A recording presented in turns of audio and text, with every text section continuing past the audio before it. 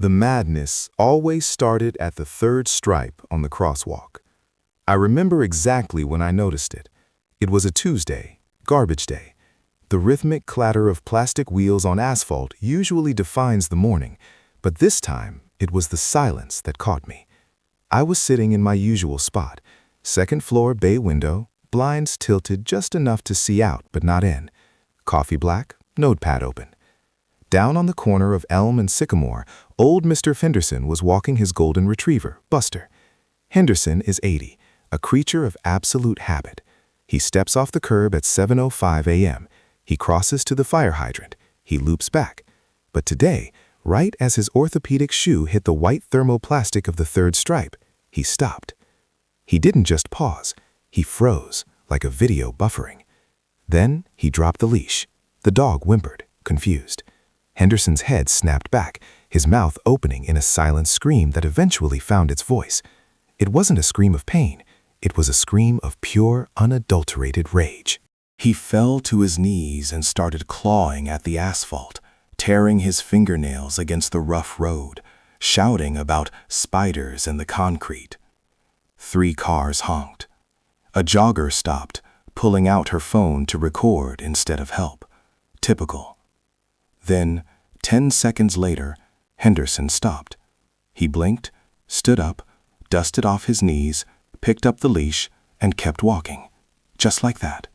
He didn't look confused. He didn't look embarrassed. It was as if the last 30 seconds had been excised from reality.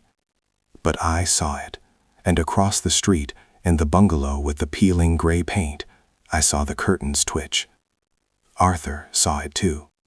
Arthur creates tension in the homeowners association just by existing.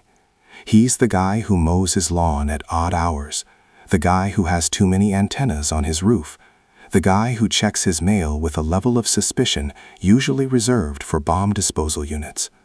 People think he's paranoid. I know he's just paying attention. For the next 3 days, I didn't leave my post. I called in sick to work. This was more important.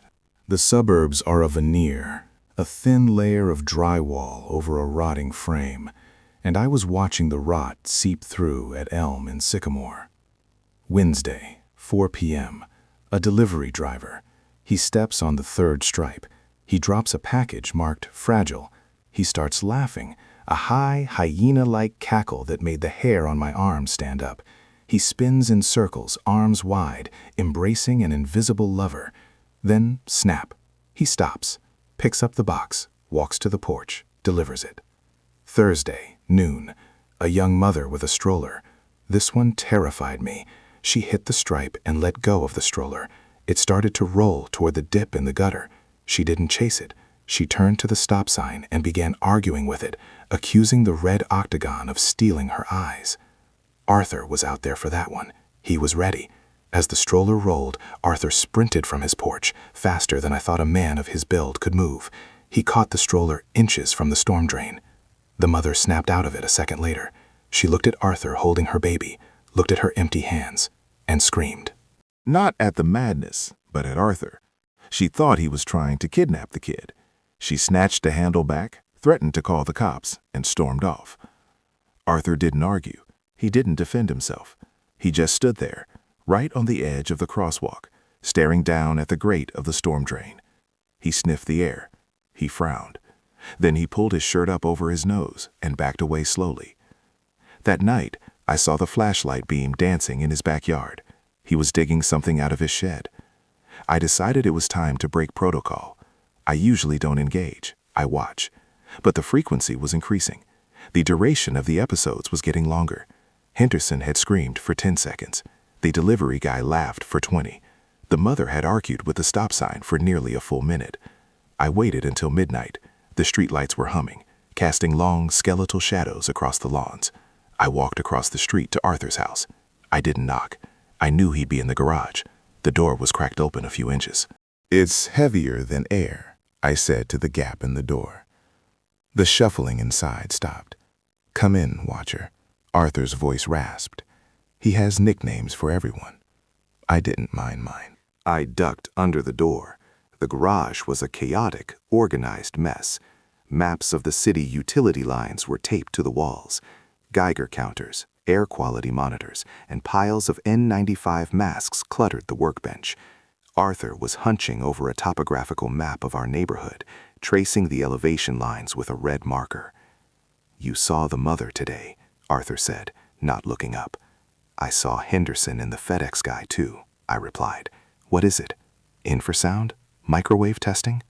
Arthur chuckled, a dry, humorless sound, always looking for the sci-fi angle. "No, it's biology and chemistry, simple, ugly reality."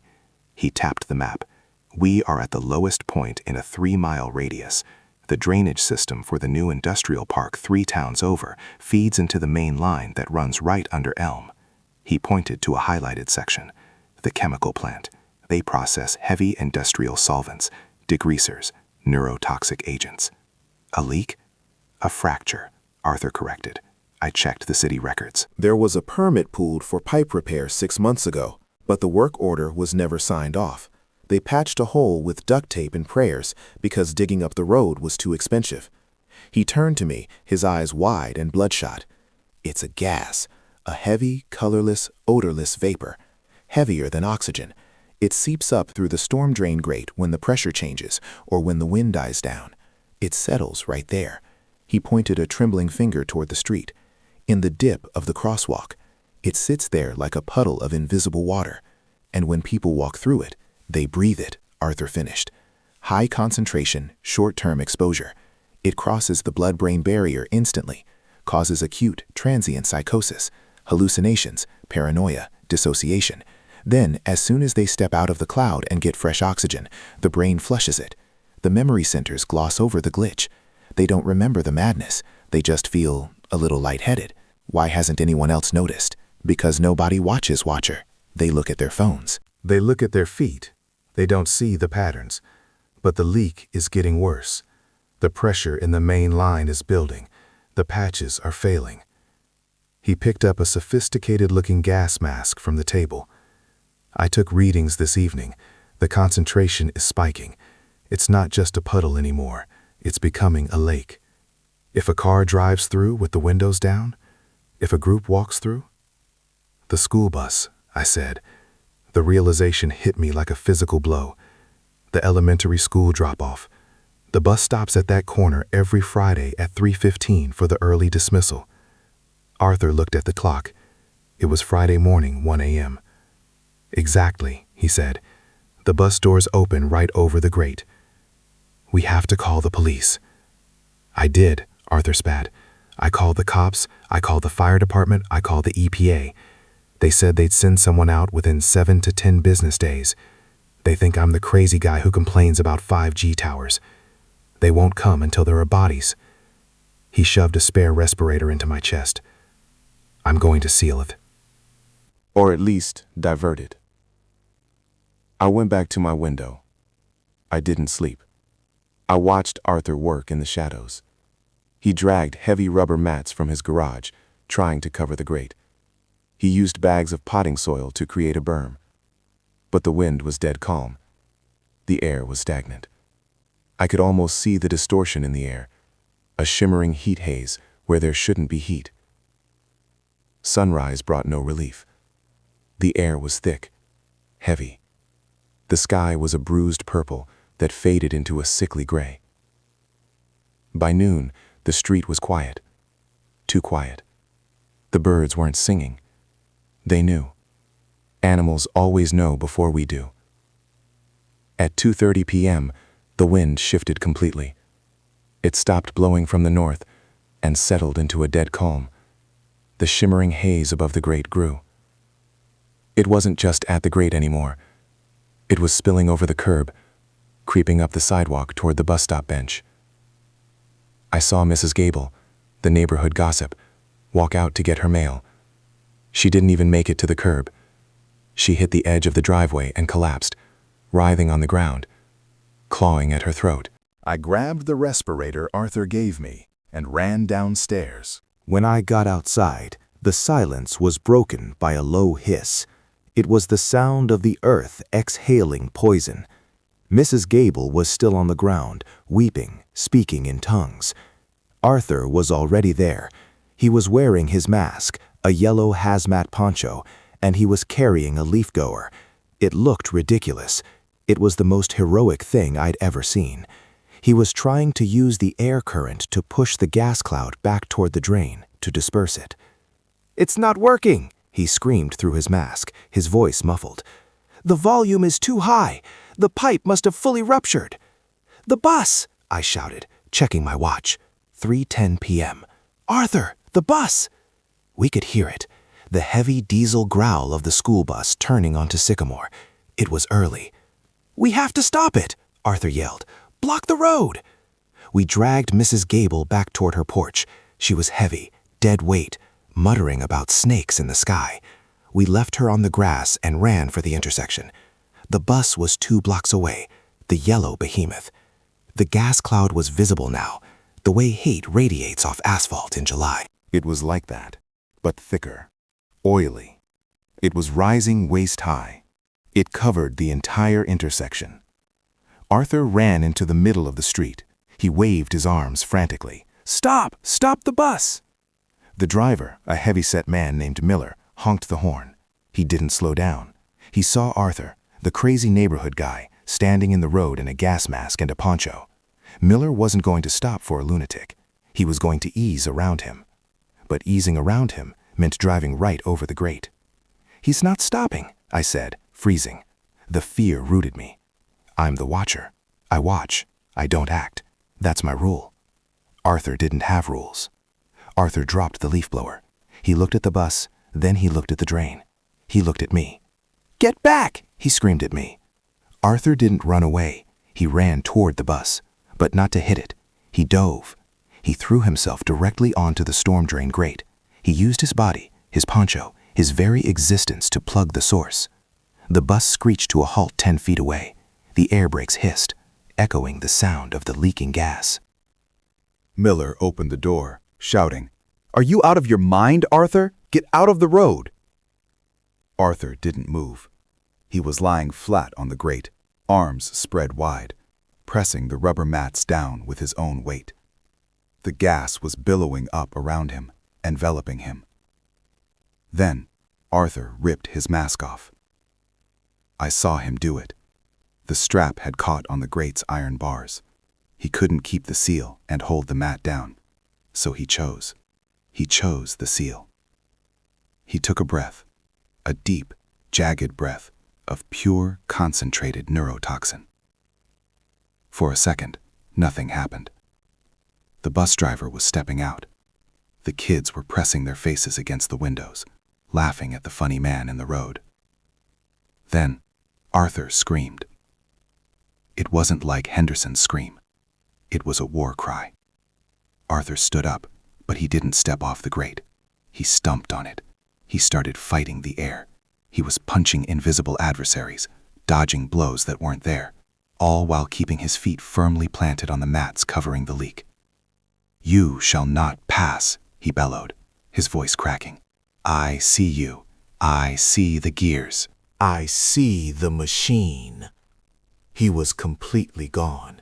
His eyes were wide, pupils dilated to eclipses. He was foaming at the mouth. But his psychosis had latched on to his subconscious objective. He was guarding the pass. He was the sentinel. The bus driver froze. "Arthur?" "Back, demons!" Arthur roared, pointing a trembling finger at the bus. "Take your chariot of souls back to the abyss." He picked up a trash can from the curb. How he reached it without stepping off the grate, I don't know, and hurled it at the bus. It bounced off the bumper with a loud clang. That did it. The driver panicked. He slammed the door shut, threw the bus into reverse, and backed away, tires squealing. He wasn't dealing with this. He was calling the cops. Good. That kept the doors closed. That kept the kids inside. Arthur stayed on the grate. He was weeping now, fighting a losing battle against the monsters in his mind. He fell to his knees, still pressing the mat down, sobbing about the end of the world. I stood on the sidewalk, 20 feet away, safe in the clean air. I wanted to help him. I wanted to run out there and drag him off, But I knew if I did, the seal would break, the cloud would release, and anyone who came to help would fall to the madness too. So I watched. I watched my neighbor sacrifice his mind to save a bus full of children who thought he was a joke. It took 6 minutes for the fire department to arrive. Arthur was catatonic by then. He was curled in a fetal ball on top of the rubber mats, whispering to the asphalt. The firefighters had sensors. I saw the lead hazmat guy look at his meter, then frantically wave his team back. They donned full SCBA gear, the real stuff, with oxygen tanks. They dragged Arthur off the grate. As soon as they moved him, the distortion in the air shot up like a geyser. The sensors screamed. They evacuated the block immediately. I watched from the triage tent at the end of the street. They hosed Arthur down. They pumped him full of oxygen and sedatives. The official story broke that evening. Sewer main rupture. Methane pocket. They didn't mention the industrial solvents. They didn't mention the neurotoxin. They certainly didn't mention that the crazy guy on Elm Street had single-handedly prevented a mass casualty event involving 30 elementary schoolers. The city crews were there all weekend. They dug up the entire intersection. I watched them pull out a pipe that was corroded halfway through, oozing a thick violet sludge. They replaced it, poured new concrete, and repainted the crosswalk. Arthur came home a week later. I was sitting on my porch when his sister dropped him off. He looked thinner, paler. He walked slowly, like a man who was unsure if the ground was solid. He stopped at the edge of his driveway and looked at the new crosswalk. The thermoplastic stripes were bright white, perfect and clean. I walked over to the fence. "Arthur," I said. He turned to me. His eyes were clear, but there was a shadow in them that hadn't been there before. You don't see what he saw, even if it wasn't real, and come back entirely whole. Watch her. He nodded. You saved them, I said quietly. I saw it. I know what you did. Arthur looked at the repainted street. A gentle breeze was blowing. The air smelled of fresh asphalt and drying paint. They think I had a breakdown, Arthur said, his voice flat. The doctor said it was a stress-induced psychotic episode. They prescribed me pills. They said the gas was just methane, that it made me dizzy, that the rest was in my head. We know the truth, I said. Arthur smiled, just a little. He tapped the side of his head. I still see them sometimes. The gears, the machine, just out of the corner of my eye. He looked at the storm drain, but the seal is holding. Yeah, I said. It's holding. Arthur turned and walked up to his porch. He checked his mailbox, glancing suspiciously at a flyer for a lawn service. He unlocked his door with 3 turns of the key. I went back to my window. The street looks normal today. Mr. Henderson walked his dog. The mailman delivered the post without laughing at the sky. The school bus stopped, and the kids got off, safe and bored. But I don't look at the people anymore. I look at the ground. I watch the vents, the grates, the cracks in the world where the reality leaks out. Arthur is down there, checking his monitors. I'm up here, keeping the log. We're the only ones who know that the line between sanity and chaos is just a breath of bad air. I took a sip of my coffee. It was cold. Down on the street, a leaf blew across the 3rd stripe of the crosswalk. It fluttered, hovered for a second over the grate, and then settled. I leaned forward. Was it just the wind, or did the leaf twitch? I'll keep watching.